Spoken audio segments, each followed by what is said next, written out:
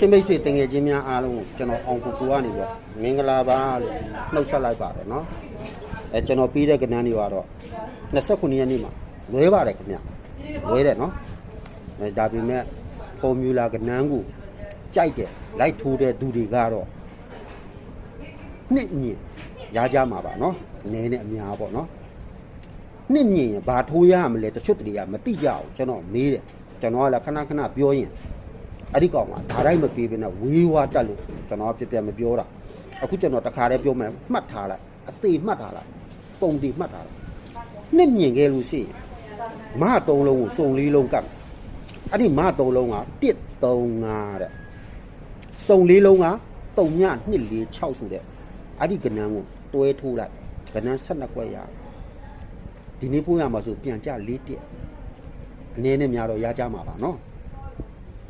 ပြီးသွားလို့ရှိရင်လာမဲ့အပတ်တော့အပိုင်ခွေနော်ဒီပတ်အပိုင်ခွေမထွက်ဘူးလာမဲ့အပတ်တော့အပိုင်ခွေကြိုပေးမလားပေါ့ကျွန်တော်တို့ဒီညနေမှာကြိုထိုးလို့ရတယ်နော်9 6 8ဆိုတဲ့အပိုင်ခွေအဲ့ဒီမှာ8ကပတ်တီ8မိန်းတော့ကျွန်တော်မိတ်ဆွေတွေအဓိကထိုးရမယ်29ရက်2လ2026ညနေမှာအဓိကထိုးရမယ်ကနန်းခွန်နှစ်3ညအခွေကိုကျွန်တော်မိတ်ဆွေတွေအဓိကထိုးမိန်းထိုးအပူကိုမိန်းယူလားနှစ်ခွန်3ညဆိုတဲ့ကနန်း3ခွက်ကိုမိန်းယူ4ပရိတ်ဖြစ်အောင်ထိုးနော်ခွန်နှစ်4 3ညနော်